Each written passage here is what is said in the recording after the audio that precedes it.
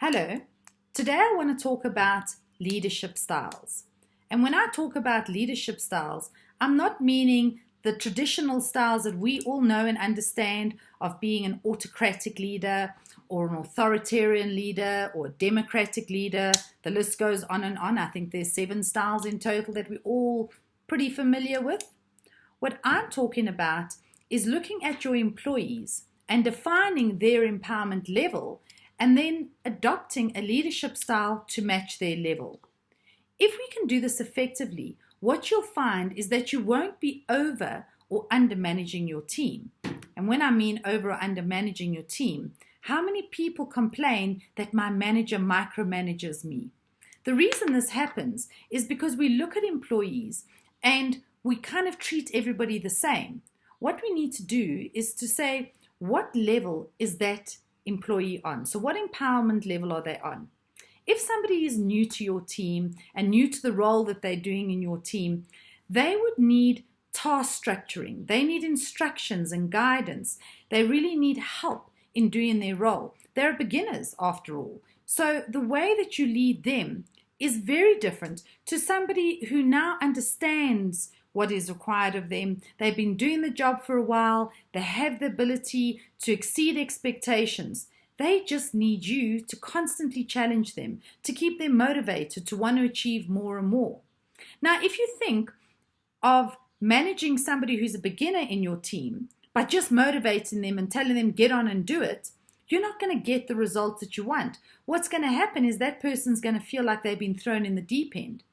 In the same way, if you have somebody who's been doing their job for a long time, or they're an expert at their job and they can operate independently, and you start trying to give them direction and control what they do and set tasks for them, they'll find this really demotivating and they'll think that you're micromanaging them, and effectively their performance will drop.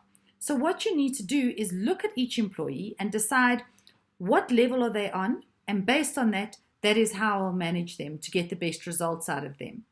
Now, this might sound difficult in concept, but it's really not, because once you understand it, it's really easy to find out where your employees are sitting on the empowerment level and what style you should adopt when managing that person.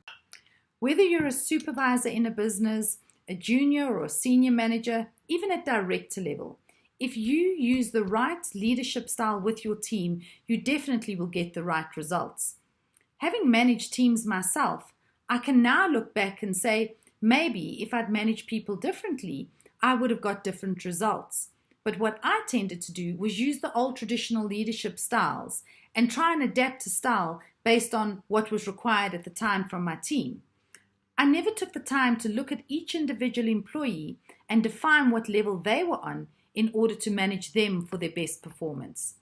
So if you want the best performance from your team, no matter what level of management or leadership you're on, there really is benefits for managing the right way.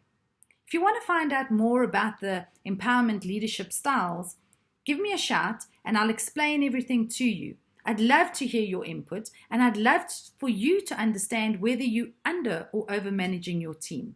I look forward to hearing from you. Have an awesome week.